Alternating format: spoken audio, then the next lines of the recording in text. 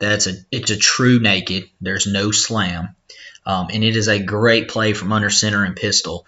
You have the same issues as you do any true naked play. If you're in sidecar gun, you're not going to get quite the pull on the end man on the line. But if he still squeezes pretty hard, then you have a really good chance of getting outside. And this is one of our favorite ways to get a tight end that can move a little bit the ball. Puma, again, that's a type of shoe, so it fits into the family. And the P to the players designates that we're going to have a post tagged on this play. And there's really two different ways that we run this concept. The over route stays consistent. Nothing really changes. We're still going to have a flat guy, but typically that's now going to be the tight end, a player that's in a sniffer or a fullback position. And what we're going to run outside is a peel combination, a post-wheel combination for us. So you're typically going to have a post outside that is not a part of the read.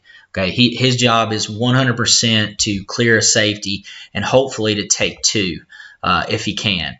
Have we ever thrown the ball to the post? Yes, but that's not something that we're really teaching. You're going to lose your bonus slam.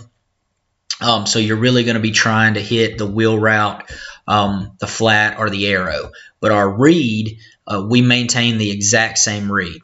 Okay, because we're not reading the post, we've got low, high, crosser, run, and nothing changes on that. But our two combinations that we work here, we've got a post and a true wheel where we're going to push like it's an arrow. We're going to work for width more than depth and show our eyes to the quarterback, and then snap our head around, and we're going to attempt to run up the numbers. And we really emphasize on any type of wheel route, really, that there's a really solid chance that we're going to be back shouldering this throw. And a lot of it depends on how you're going to be defended, but we really expect a guy to be able to retrace and kind of come back over the top on this. And so we really expect to throw it back shoulder and really almost stop him with the ball to keep him away from a retrace safety or a retrace corner who's ends up mid-pointing. Okay. Another thing we also do that we'll show in the very first clip, we have peel in our system, which is post wheel. We also have something we call banana. And banana and peel kind of go together as far as verbiage. And the only difference between the two, you still got a post outside. But on a banana combination, we are going to come off like we're stalking. We do this a lot with our fake screens, but we'll come off like we're going to work a stalk block, and then we're going to explode up field and basically have the exact same technique as on a wheel where we're expecting a back shoulder throw, but it could possibly be over the top. And so you may see both of these as we kind of go through the variations, but both of them work and both of them have merit in what you're doing. But the great thing, what we love about this is with Puma, just like with Nike, just like with Adidas, the read for the quarterback is maintained. It's still low, high, crosser to run. Okay, let's look at some examples here. So this is a version where we're going to get the stalk circle. This is a dressed up version just to sort of show you the different things that you can do with this. So we're in a 3x1 open set. And instead of the tight end here, because we're in personnel with no tight end at all, we're going to actually use our fast slot receiver as the guy on the flat, which he's used to doing. So we're in 3x1. We're going to motion him back into the backfield in a tight slot. Ride the fake, past your back shoulder. Okay, get some depth. You can see you get a quick retrace here by the defensive lineman. He does squeeze, but now he's in the quarterback's face. So you've got to be able to make a pretty quick decision. Okay, squeeze. Now he retraces to get in the quarterback's face. And the quarterback does a great job of squaring up and being sure he can get some velocity on this throw. And he can make a lot of off-platform throws anyway. But if you look at the technique up here, we've got a post. We're really trying to take two. It doesn't totally take the safety, but we get the corner out of there.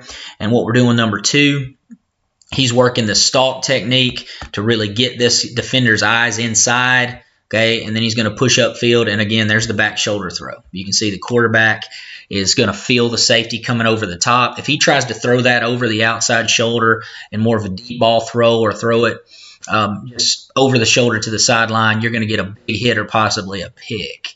Okay, but he back shoulders it, and he's going to protect the receiver and his own throw in a whole throw to the field. And we pick up a nice game. Okay, here's a version with a tight end. So we're in 11 personnel here. Okay, we're going to have the Puma, the post wheel combination to the field, and we've got a fast tight end. This is a hybrid tight end that has some receiver skills, and he's a guy that we had to find some specific ways to just get him some touches, and this was a great way to do that. Okay, so exact same action. Okay, you can see the over route coming across from the backside. We're going to ride the fake. We like to ride it for just a hair longer, get a little more depth as we leave the fake.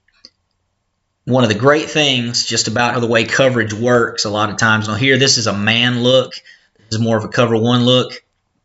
So you can see the trouble that this overhang is going to have trying to play man on a guy coming across behind the line of scrimmage. But even if it's not a cover one look, say it's a cover three or cover four look, a lot of times this guy is going to have to carry a wheel route.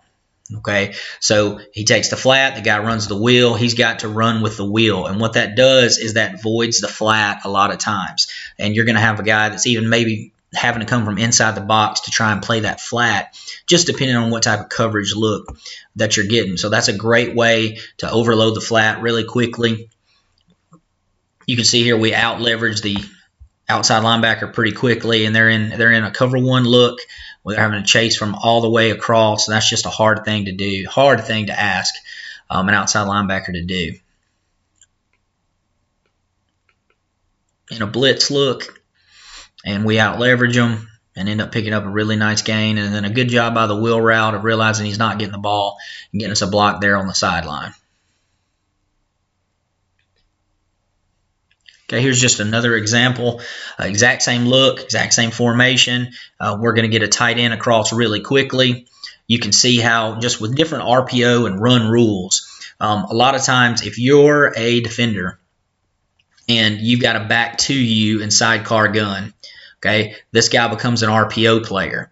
And so he's immediately going to get width a lot of times and be the guy that's going to play your hitches and fast screens and quick outs in the RPO game. All right, but if he doesn't, if he's a guy that's really squeezing, and with some of the stuff that we do with split zone, if you're bringing the action of bringing a guy across, and that's what we're really protecting with this play. If we're getting flow this way off of the mid zone look, and we're giving this action to defenses a lot, he has to become the extra fitter off the outside. Okay, and they'll have safety for number 2, corner for number 1. Well, by getting that squeeze and him having to come play the potential kick out block here, then you're really getting a good solid chance of being able to out leverage the defense on the flat. So it's sort of understanding the defense and the way that it works. So you can see how the outside linebacker really squeezes here to play the run. It's a definite split or slice zone action here. Okay, and as soon as he squeezes, he's out leveraged. Okay, and that's the good thing about this play is, again, we're just protecting run game, and every run action we have, we want to have some type of mover or play action off of it.